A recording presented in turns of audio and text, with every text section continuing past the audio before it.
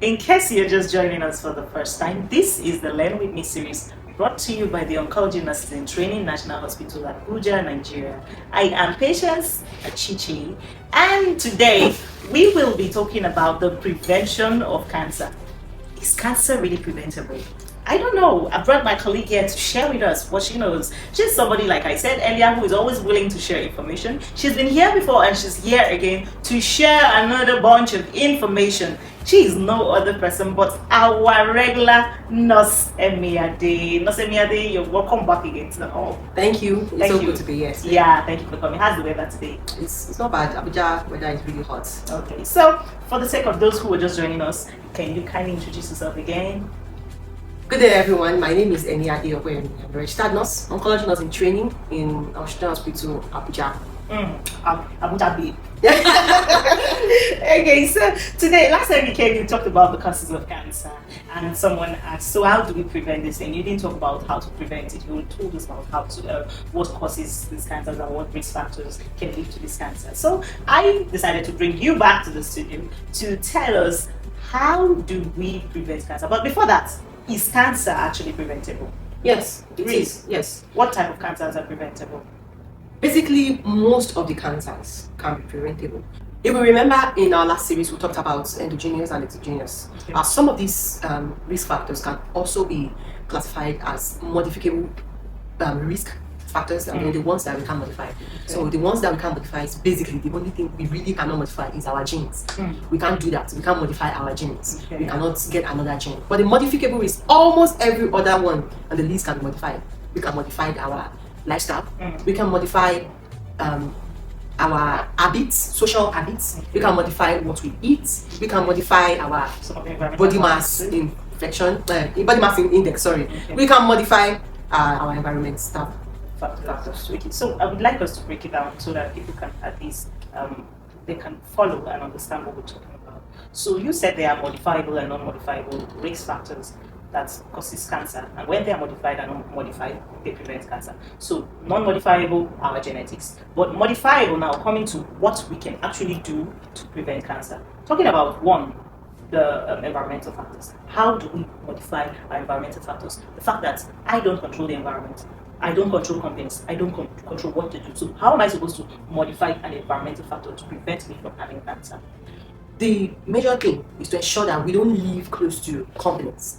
And the truth is, the government has really had some laws whereby companies are not built in residential areas. But these days, we are seeing that some of them are even coming to the residential area. We and I have a work to do there by ensuring that some of these companies don't come close to residential area. Ensure that you don't live close to companies that especially deals with heavy fume exhausts.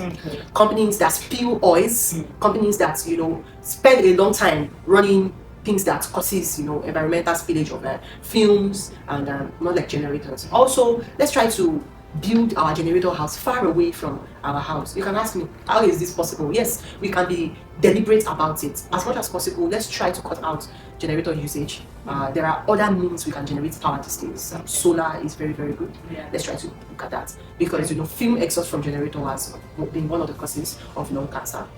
And also, let's try to not smoke and live away from people that are smoking. Okay, so that's the environmental factor. But talking about people who work in these factories, yes, who work in these high production factories, paint factories, asbestos factories, what do you say to them? How are they supposed to prevent cancers? That's a food for thought. Yes, because man must chop. Yeah. You have to work to make money. So if I am working in this company, how do you expect me to prevent cancer? If I work in a high trade mill, how do I prevent cancer? I think they can regulate their work hours. Like if you limit exposure as much as possible. Okay. In radiation therapy, we do what we call ALARA, as low as achievable. Yes, we can bring that to the company too. If we rotate our schedule, like if somebody comes to work 2 days, they can be off for 4 days. That 4 days is enough for them to regenerate new cells, purify themselves, detoxify to come back. Okay. And if it is something that should be achievable, there is no if. Also, let's give them PPE. It's not only in health that we have personal protective equipment. There can be PPE too. We're talking about goggles, we're talking about eye level face mask.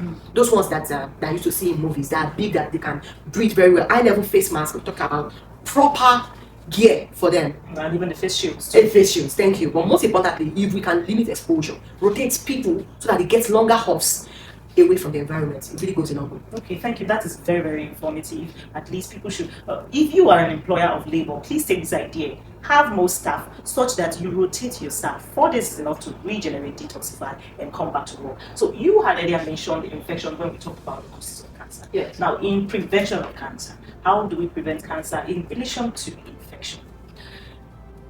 I'm going to start with the one that we really overlook. I'm talking about H. pylori. And the truth is, H. pylori is actually contractable. Once one person have H. pylori in the family, and as long as we share utensils, everybody that is in close contact with that person can get it. The first thing to do is get screened through blood, urine, or your stool sample. I think the lab will prefer the stool sample because it's more vigorous in it. Once there is H. pylori, get everybody in the house screened for that H. pylori and go for proper treatment. Full treatment with the medical doctor. There is a full treatment. After treatment, wait a little bit, then go test for it, and that is the best way. Then we mentioned the most one that is rampaging human papilloma virus. In women particularly. Yes. That can be prevented by reducing exposure to multiple sexual partners. Okay. Yes, let's limit sexual activities to one partner. The motto is be faithful to one. Let the male be faithful to the female. Let the female be faithful to the male. Females, let's get screened. Pap smear every 3 years for every female that is sexually active. And then there is this new beautiful thing that WHO has done. There is a vaccine for that, which can be gotten from primary healthcare centers, tertiary healthcare centers, and even the secondary healthcare centers. It is for the new movement is that we vaccinate children from the age of 9 to 15. And that is debatable in the sense that we have to move with the environment. A lot of things is happening in our environment too, so we catch them young, we vaccinate them. It's better to vaccinate everybody, both male and female. Let's vaccinate them. Yes. And for women that have been exposed to sex that still want to get vaccination, please get screened first. Get it pap smear. Once your result comes out negative, then you can go ahead and be vaccinated. Okay. Thank you. Talking about one of the major way to prevent cancer, talking about screening. Yes. What is your take about screening in prevention of cancer? Screening is the life. I like that energy. No. Our parents will say, my mom will say, prevention is better than cure. Yes. And then you can but then there are steps to prevention. You can't prevent what you don't know. Okay. So you already know the causes. Now, how do I prevent this? Screening. Screening is not just, when we talk about screening, we're not just talking about let me go to the hospital and then let me see. You yourself can start that screening by getting to know what your body is, getting to notice any significant changes in your body. You know what your breast looks like, you know what it is when you're on your period, you know what it is when you're pregnant. So you should know if there is anything distinct about it. So you are the base, the most important person when we talk about screening. Okay. So get screened for breast cancer. Talk about it. Screening for breast cancer. We really advocate self breast examination. The host will come back and talk about that, how we can do it. Then we go to when we go physically to our nearest clinics, they will do clinical self breast examination, and then finally we'll talk about the gold standard, which is the mammogram. And then that starts from the age of 50. But then, like I said, everything is changing in this world, so we need to move. So for females that are younger that still want to, also, am I going to stick to that? Once in a while you could do breast scan. From what age, please? From the age of 25. Okay, that is if you are high risk of having breast cancer. Yes. Okay. For those who are not high risk, from what age do you advise them to? So for people that are not high risk, it's better to just start at 40. Yes, because a lot is happening in the world right now, so it's better. So you were talking more of women. How about the men? What do they do with screening? For men, prevent cancer. Going back, you are the most important person when it comes to screening. So for men, you need to know what your body looks like. So in the preventive cancer for male, we are always focusing on their reproductive parts. We talk about the prostates, which we've seen in men from age 45 and above, right? So we do digital rectal examination that is done by a professional. But then what we do most of this time is blood testing for prostate specific antigens to check what the normal is. If it is above range, then we can take it up from there. And then most importantly, we always focus on the test on the prostates. Check your testes too. You know what the normal is. If it is not robbery like, if it is hard as a stone, then you need to get it checked. Okay, so finally, regarding exercise as a means of preventing cancer, You talked about sedentary lifestyle the last time you came here. So what do you say about exercise and how does it prevent cancer? All right. So before we talk about sedentary lifestyle, what is particular about that sedentary lifestyle is what happens while you're sitting down. You are in the office where you've had coffee in the morning, then you send someone for carbonated and fizzy drinks. Then there comes in the pies and a lot. Then your lunch that you've not had. And then right there you took a break. You didn't stand up from that chair to take a break. You slept on that same chair. On that same chair. Relax. Yes. 8 to 5 on that same chair. So we can think about it in this way. We always have excuse for something, but then what I've found out that when it comes to health, prevention is always the easiest. So in sedentary lifestyle is no way. Get moving. So there is this active thing that is going on, talking about 5K steps, 10,000 steps, and then you actually do not have to dedicate a day for it. Every count starts from where you start. From your house, you walk to your car. When you drive down from your car, there's stairs. Take the steps. You are adding up to your count, and then once in a while, stand up from that seat, move about. You want to deliver something to the other office, instead of calling somebody or sending a text message, you could stand up, go. Yeah, it's like I said, it's the little things that causes. It's also these little things that adds to how we prevent cancer. Ensuring that we exercise, but movement has been one of the best way, and people are really talking about it. In fact, you can also join me on my 10K steps that I'm also trying to move on with. Oh wow, would you like to talk about that? Some of the time. yes, we'll see. But you can share.